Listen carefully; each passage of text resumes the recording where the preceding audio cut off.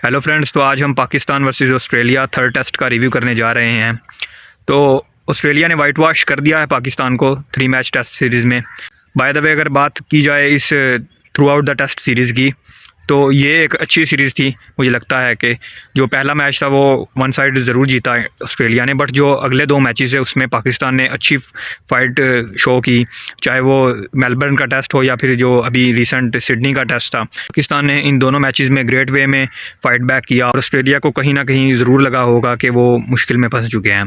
तो अगर throughout the test series बात की जाए, अगर पूरी टेस्ट सीरीज़ पर अगर रिव्यू उसका किया जाए, तो मुझे लगता है कि पाकिस्तान को जो इस बार जो मुश्किल का सामना करना पड़ा, अनलाइकली, वो थी बैटिंग उनकी। क्योंकि अगर इससे पीछे अगर 2-3 टूर्स की बात की जाए टू ऑस्ट्रेलिया, तो उसमें बॉलिंग जो है वो मुझे लगता है बहुत कमज़ोर रही थी और वीक बॉलिंग की वजह से ही जो है पाकिस्तान बैकफुट पर हमेशा रहा। और जिस तरह से हमने देखा, चाहे वो 2016 की टेस्ट सीरीज़ हो या फिर 2019 की टेस्ट सीरीज़ हो या फिर उससे पीछे 2011 की सीरीज़ हो, उसमें पाकिस्तान कभी भी 20 विकेट्स ईजिली नहीं ले पाता था और यही वजह थी कि ऑस्ट्रेलिया डोमिनेट करता रहा। बट इस बार जो throughout the series seen रहा, except that first innings of that Perth test, first inning में जो ऑस्ट्रेलिया ने डोमिनेट ज़रूर किया पाकिस्तान बॉलर्स को, बट उसके बाद से किसी भी टेस्ट मैच की किसी भी इनिंग में हमने ऑस्ट्रेलियन बैटर्स को डोमिनेट नहीं करने दिया हमारे बॉलर्स ने। तो इसलिए बॉलिंग एक पॉजिटिव रहा है पॉइंट पाकिस्तान का इस बार। लेकिन बैटिंग ने बहुत डिसअपॉइंट किया, क्योंकि मैं बार बार कहता आ रहा हूँ कि जो स्ट्रोंगर चीज़ थी आपके पास इस बार, वो थी बैटिंग आपकी। क्योंकि आपके पास बैटिंग में एक्सपीरियंस था, इनफॉर्म बैटर्स थे आपके टेस्ट में, चाहे वो अब्दुल्ला शफीक से लेकर आप आगा सलमान तक बात कर लो, एंड तक सभी बैटर्स अच्छी फॉर्म में थे। लेकिन बैटिंग ने बहुत डिसअपॉइंट किया। एक भी हमें जो है टेस्ट 100 किसी भी बैट्समैन की तरफ से नहीं देखने को मिला।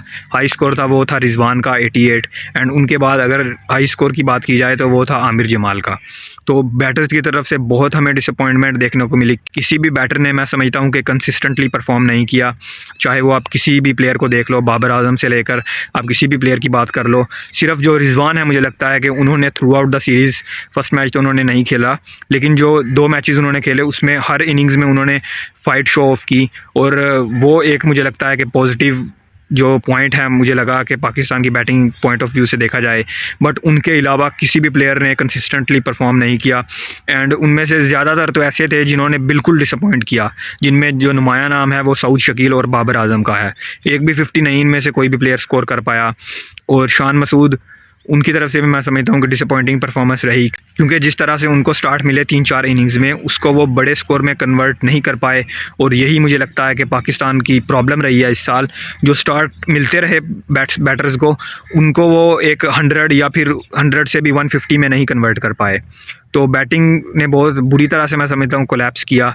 किसी भी मैच में अगर आखिरी टेस्ट मैच की फ़र्स्ट इनिंग्स को साइड पर रख दिया जाए, तो किसी भी मैच में पाकिस्तान ने 300 नहीं स्कोर किया।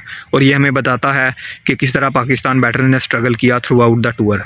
और तो हम अगर शुरू से भी बात कर लें टेस्ट सीरीज़ की, फ़र्स्ट इनिंग्स में स्टार्ट मिला पाकिस्तान को, अब्दुल्ला शफीक और इमाम अच्छे दिख रहे थे, बट उसके बाद एक तरह से बिल्कुल कोलैप्स हमें नज़र आता है और पाकिस्तान एकदम से नीचे की तरफ आ जाती है बैटिंग परफॉर्मेंस। फिर फर्स्ट मैच की जो सेकंड इनिंग्स थी, उसमें तो मैं समझता हूँ कि बिल्कुल कोलैप्स किया पाकिस्तान ने, 100 भी नहीं कर पाए। एंड अगेन जो मेलबर्न का सेकंड टेस्ट था, उसमें भी स्टार्ट मिल चुका था पाकिस्तान को, 110 पर सिर्फ एक ही विकेट गिरा था। अब्दुल्ला शफीक और शान मसूद अच्छे दिख रहे थे, लेकिन फिर से कोलैप्स नज़र आता है और पाकिस्तान 250 पर पूरी तरह से काम तमाम हो जाता है इनका।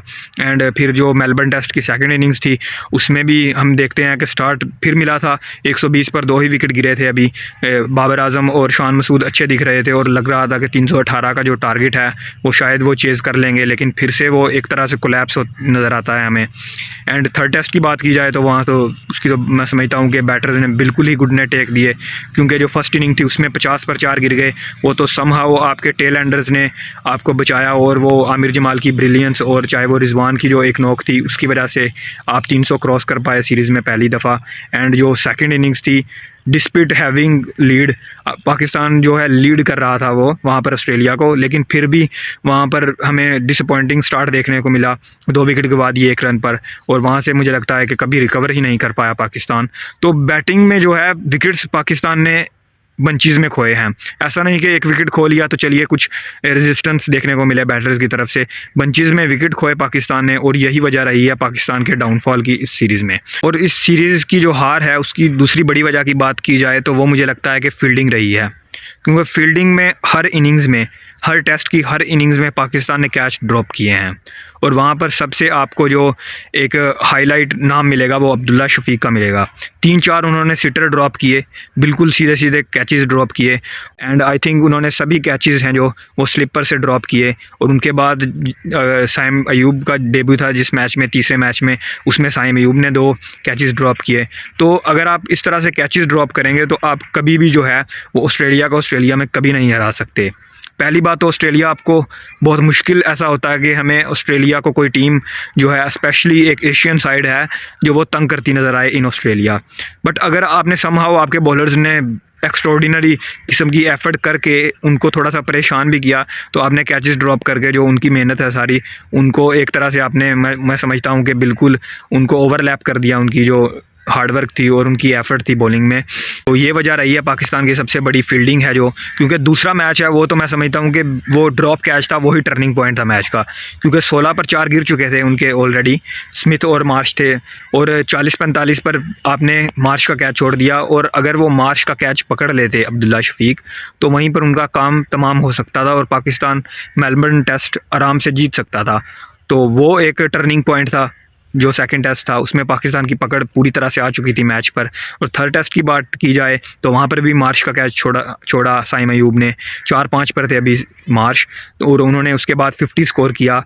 और अगर मार्श वहाँ पर आउट हो जाते तो ऑस्ट्रेलिया को पाकिस्तान बहुत बड़ी लीड से पीछे छोड़ सकता था, और पाकिस्तान एक तरह से मैं समझता हूँ कोई कॉन्फिडेंस के साथ सेकंड इनिंग्स में उतरता थर्ड टेस्ट के, और पाकिस्तान मुझे लगता है कि उस कॉन्फिडेंस की वजह से बड़ा स्कोर कर सकता था और एक अच्छा टारगेट दे सकता था ऑस्ट्रेलिया को। बहरहाल ये कुछ वजूहात रहीं पाकिस्तान के डाउनफॉल की।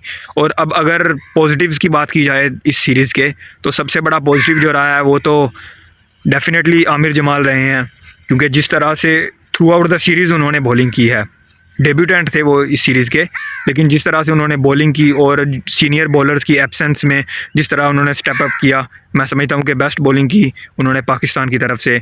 और बैटिंग के साथ जिस तरह उन्होंने एफर्ट की, चाहे वो मेलबर्न टेस्ट का रिजवान के साथ उनकी पार्टनरशिप हो या फिर वो तीसरे टेस्ट में जो उन्होंने काउंटर अटैक किया, वो मुझे लगता है कि one of the best innings थी फ्रॉम एनी टेल एंडर। और उन्होंने मुझे लगता है कि अपने आप को एक प्रॉपर टेस्ट ऑलराउंडर के तौर पर अपने आप को जो है वो दिखा दिया है पाकिस्तान को, और मुझे लगता है कि वो पाकिस्तान के लिए फ्यूचर में एक बहुत बड़ा एसेट होने वाले हैं, स्पेशली इन सेना कंट्रीज़।